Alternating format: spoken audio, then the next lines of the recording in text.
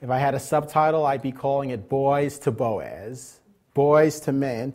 And we have been talking about the feminization of boys, the feminization of boys. And I want to be very careful as we broach this subject, because as we talk about this, I want to be crystal clear. I am not blaming women.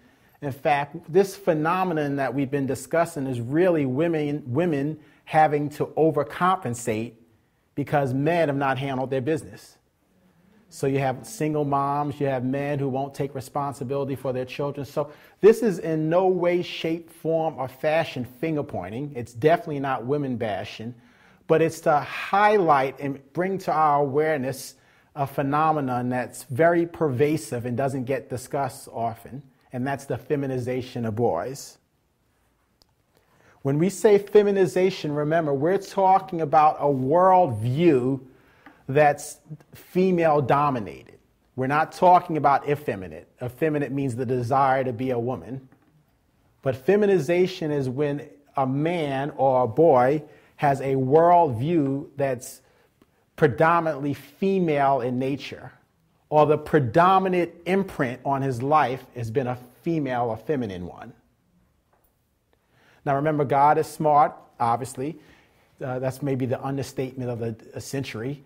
But he says the two shall become one flesh, and God wants to bring both parts, both characters, both temperaments together to provide an effective union.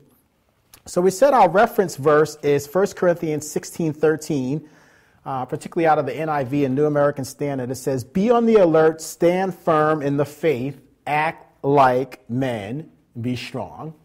One more time out of the New American Standard. It says, "Be on the alert, stand firm in faith, act like men, be strong." Now, even before we go any further, look at those adjectives. Be on the alert. In other words, you're attentive. You're a provider or provision. Pro means before, vision means to see. So a man is called to be a provider or be a provisionary, so to speak. In other words, the job of a man is to see ahead for his family, to see ahead into the future as to what his kids may need, to see ahead into the future as to what his wife's going to need as she goes through the different phases of her life. So provision is seeing ahead. That's why God is the ultimate provider, because he sees ahead and then comes back into our future and deposits things. So it's very critical. It says, be on the alert, stand firm in the faith, act like men, and be strong. Now, I said one of the things that's most fascinating about this is over 2,000 years ago, Paul can make this statement, and because of the culture, because of the society, because it was an agricultural society where boys were directly mentored by their fathers, he could make that statement, and conceptually, people would have a better idea than we have right now in 2010. If we were to say act like men, you could get a wide panorama of descriptions or people telling you what that really means. But Paul said, be on the alert, stand firm, act like men, be strong. Now,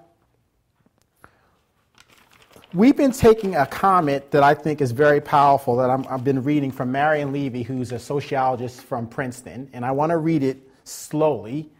I realize that I've read it before, but I want this to settle into your conscience because it's very profound. And keep in mind, this was written in 1966. So this is roughly 50 years old in the statement this quote was made, and this was a concern that was made 50 years ago about the byproduct of the feminization of boys. Now, if you, in the old school, we used to have cassettes. Now we have CDs and MP3s. But if you know anything about copying or duplication, generally speaking, each new generation of duplication is somewhat inferior from the base one. Now, I want you to keep that in mind, because if that holds true with recording and cassettes and DVDs and video, think about what's happening as we have men passing on qualities to other young boys if the base case was a weak one. He says, our young men are the first people of whom the following can be said.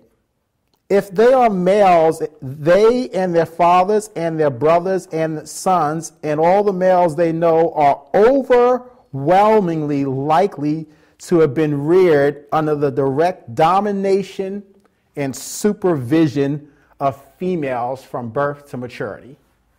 When we talk about feminization, we're just talking about and I will admit, these words, my wife was talking to me about this today, these words are very strong, and we're not being accusatory, but I'm quoting him, the direct domination and supervision of females from birth to maturity. If I could rephrase this or paraphrase, I might soften it, because domination is a little strong, but I would definitely say the predominant imprint is a feminine one.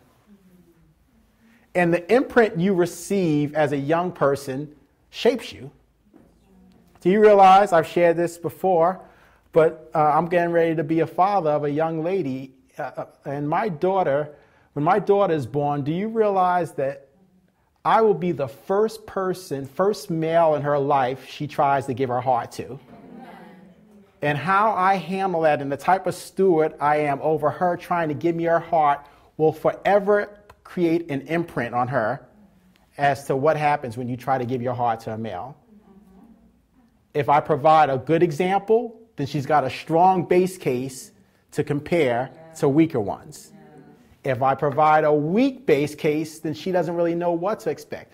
But I will be the first male figure she endeavors to give her heart to, and how I respond will forever impact and influence her and be a proxy for how she deals with men going forward. So, getting back to Levy's quote, he said direct domination and supervision, which is strong, but it is true, from birth to maturity. Listen to this. He says, no less important is the fact that their mothers and sisters and girlfriends and their wives and all the ladies with whom they have to do have had only to deal with men so reared. In other words, there's a base. So these women, now you have a pool of women, and the only reference point they have is men whose dominant imprint has been female. And he's concerned about this in the 60s. Next, he goes on to say, most of us have not even noticed this change, nor do we have any realization of its radicality.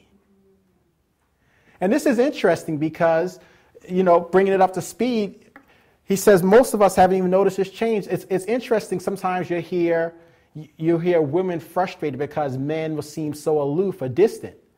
And that distance at times, not often, can be a byproduct of being under a smother mother for 18 years. And then the second they get their freedom, they swing the pendulum the exact opposite direction. And there's this little voice in their mind that says, I will never be dominated by another woman again. It can be an avoidant connecting style because the mother was so aggressive, so verbose.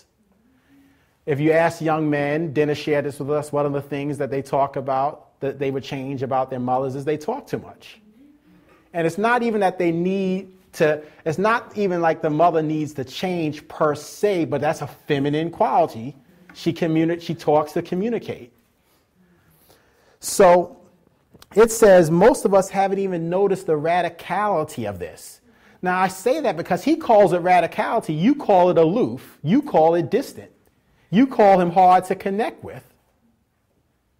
But I hope through these discussions, based on his background, this may provide more insight as to why he is the way he is, and perhaps why he is, as women have called, aloof or distant.